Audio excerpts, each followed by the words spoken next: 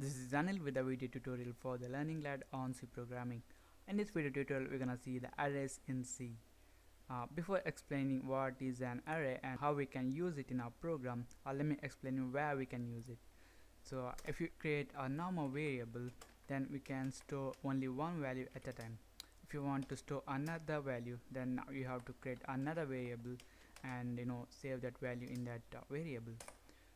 Suppose if you have to store the roll number of 100 students, then you have to create 100 variables and you know as in that values. So if the size increases, suppose you have to store the 1000 roll numbers, then creating 1000 variables and assigning the values is not the preferred method.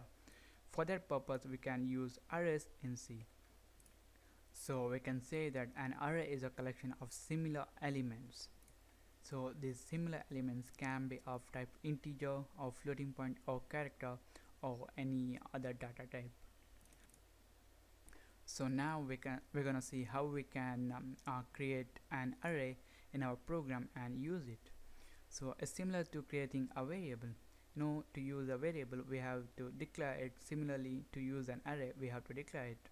And first we're gonna write the type of data that's gonna be stored in the array.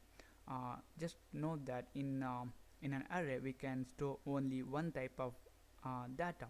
So if you have an array of integers, then you can only store the integer types of data in that array. So in this example, we're gonna create an array to store the marks of our one exam or 6 subjects. So it's gonna be of type integers. So I'm gonna write int, then we have to write the array name. It's gonna be marks and a semicolon. In between these square brackets, we have to specify the size of array. So in this example, we're gonna store 6 values or the 6 marks. That's gonna be the size of 6. So save it. So next we're gonna see how we can store the data in this array. Before that, let me tell you, when this compiler executes this statement, it's gonna create a 6 position or location to store the values for this marks array. So we're gonna have 6 locations to store the values. In arrays, the first location is considered as the 0th position. So it's not gonna start from 1 to 6, it's gonna be from 0 to 5. Since these array elements are numbered from 0, our first element will be at the position 0 and the last element will be 1 less than this size, that's gonna be 5. And now we're gonna see how we can store the value in this array. To store the value is similar to assigning values to a variable. First we're gonna write this array name, and within this we are gonna specify the location. So since we are gonna store the value in the first position, we're gonna specify 0. That's because array numbering start from 0, then we have to specify the number. Now here I'm gonna save 35. Then similarly, if you want to store another value, then it's gonna be at the position 1 and we're gonna assign it to a value of 45. So similarly we can do for 2, 3 and 4 and 5, but this arrays provides another easy way to initialize it. I'm gonna delete this, and here after we specify this array type and size of this array, we're gonna write an equal to sign, and within this curly braces we have to write the values separated by commas. So I'm gonna write 35 comma 45 comma 55 comma 65 or 75 and 85.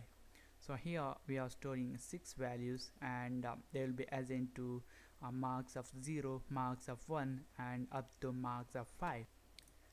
Just for the demonstration purpose, I'm gonna create another array of type float. Then I'm gonna call or give it a name average to store the average of around 2 students. It's gonna be the size of our average array is gonna be 2. So here I'm gonna write okay, it's gonna be average. Then here the first location we're gonna save, and floating point value is gonna be 65.5. Then at the average of 1, we're gonna save a value of 75.8. Another thing I want to tell you is, if you are initializing array using this method, then you don't have to, or it's not necessary to specify the size here. You can leave it blank. Let's see how we can retrieve the values from this array.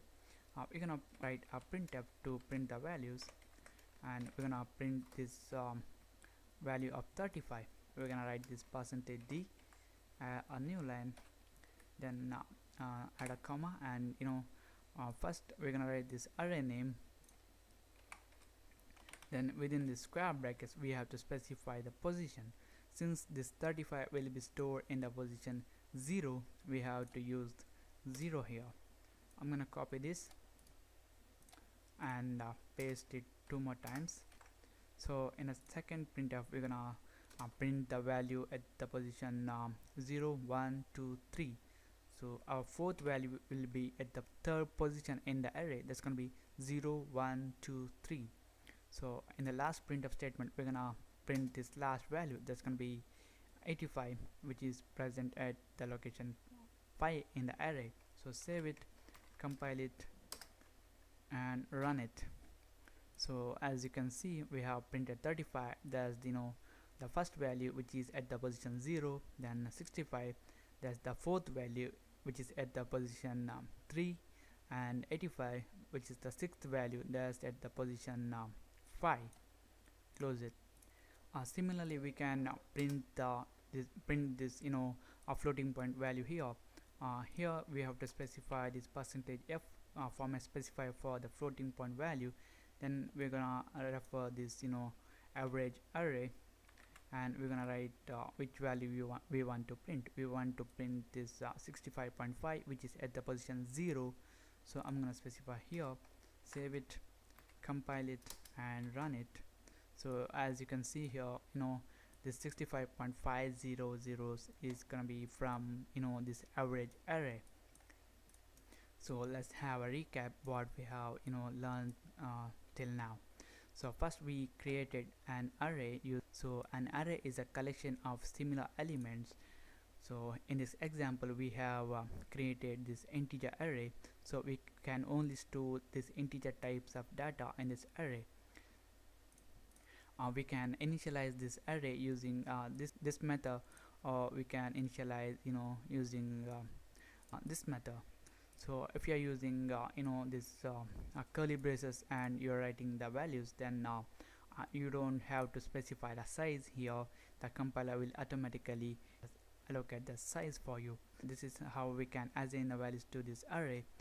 To print or access the value from that array, we have to specify the location from where we want to get the data.